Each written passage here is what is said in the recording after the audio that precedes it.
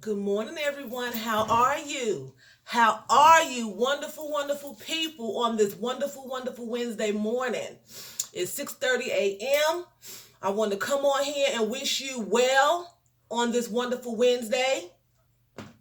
And I want to just reiterate, I'm going to jump right into the video because I don't have much time. I want to reiterate how important it is to move in silence. We talked about moving in silence on yesterday. When it comes to your dreams, your admirations, your ambitions, your goals, your relationships, move in silence. I was talking to my mother yesterday and I was telling her about the video. She watched the video and we were going over some things that just happened in her life. And I'm going to share a couple of things with you that my mother had to learn the hard way. If she had moved in silence, she would be in a different situation today. Not that her situation is bad. She went on to have a degree and have a professional career and things like that. But back years ago, when I was a teenager, if she had moved in silence like she did with her divorce, because if she hadn't moved in silence with her divorce, the church that we were going to believe that you stay with your husband no matter how abusive they are, no matter what they do, no matter how many women they have, no matter what they did. If she hadn't moved in silence, that could have turned out to where she would have been married to a man who just wasn't meant to be in her life. You know what I'm saying? So she moved in silence and got that divorce, where the other woman's husband divorced her because she believed that she was supposed to stay married to this man even though he was with another family. And then she told people that my mother copied her when the case was that just wasn't the case. So my mother shared with me yesterday on how she had several opportunities to become a real estate tycoon, I'm going to say, here in North Carolina. 2 different occasions she was offered real estate at a very cheap price, okay? Once my mother's a minister, for those of you who don't know, and she had a church, a little small church in a small community.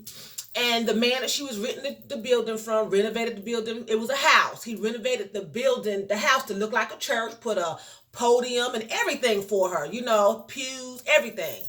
And she was paying him a little bit each month. He was a very nice man. He's dead now. And he had several of these houses. This should be the Stacy and Tracy show, because every time I get on here, Stacy comes. And she has to do her acrobats every time. And she just can't stay out the camera. It should be the Stacy and Tracy show. I'm saying Stacy's name first. So she told a family member, her grandmother, Mr. So-and-so is offering me this real estate. I can buy the house that I'm renting for the church. And he has several other properties. He said the city is going to be coming down this neighborhood in a few years, and they're going to give thousands of dollars per house. That could have probably put her well over into maybe $200,000 range of income when she sold these properties back in the 80s, okay? Well, her grandmother, my great-grandmother, told her, don't you dare. Don't you dare do that. Them houses ain't worth 2 cents. Blah, blah, blah, blah, blah. Now, my great-grandmother had a house in that neighborhood because my great-great-grandmother owned a house in that neighborhood. And when she died, my grandmother took property of the house, ownership of the house, and my great-grandfather had a house in that neighborhood, and my great-grandmother took ownership of that house in the same area. So you have to move in silence and you have to think and be aware, okay? Because she's telling my mother, don't take these houses. They're not worth 2 cents. But she has 2 in the same exact neighborhood on the same exact street. My mother turns down that opportunity to own at least 4 houses worth probably $30,000 to $40,000 a piece. And years come, the city comes through, they buy the property. My grandmother sells her 2 houses and she has income. My mother don't. Move in silence. Don't tell everything. She was talked out of her blessing. Another time, she was offered property to own a trailer park. It had about maybe 20 trailers on this land. And a friend of hers offered to sell her this property. You will own all the trailers and the land. That was a lot of money. My great-grandmother talked her out of that. She talked to her about it. She talked her out of it. That was more income a few years later that she could have had. For not moving in silence, she lost that. Then another time, she went for a job that was paying, this was before she became a nurse, very good money at a factory here in North Carolina. And she told my great-grandmother again. My great-grandmother knows the manager. I'll help you get on. Comes to find out, she talks to him, but she discourages him from hiring her. That happened to me. You have to move in silence. You have to move in silence. You cannot trust anyone with your goals and your admirations when it comes to you bettering yourself. Keep it to yourself. You cannot trust anyone. People will sabotage you. Okay? You have to move in silence. Those are some of the examples that she was giving me where she learned later on in life. You know, you don't always get that opportunity again to go back and get that opportunity to have the money and to have the financial stability that you could have had years ago if you had moved in silence. You know, sometimes you can lose out on a husband. Somebody might think you shouldn't marry the person or be with the person, and you tell them, they talk you out of it, and you could have had a good spouse. Well, somebody, you don't have to tell your family or your friends or everything about your future spouse.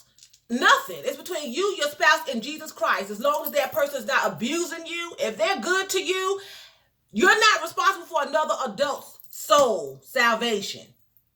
Okay? Just don't marry somebody else who worships another God. That's the Bible. Don't have no other God before me. Okay? But you don't have to share information. You need to move in silence. If it's something wrong, the Lord will tell you if you have a relationship with him. And he may confirm it with somebody else to be a witness to you. But you have to move in silence. Okay? Several opportunities. I know another person who wanted to travel the world. He told all of his friends about it. Okay? His friends sabotaged his travel. They're all over the world. And he's still stuck in the place that he wanted to leave. And he wanted to travel. He's traveled some places, but not to the extent that he was supposed to travel because he didn't move in silence. You have to move in silence. Keep your information to yourself. Do not share it. If you have a close family member, you may think they're close, unless they are of God and they really, really know the Lord and they're not jealous and envious, you can't tell them. And sometimes you tell them and they may not agree. So if you don't want the backlash, keep this right here shut. Don't share everything. Do not share everything because it just don't pan out. Everybody don't have your back. Okay? So with that being said, I want to share some of those incidences with you. And please move in silence.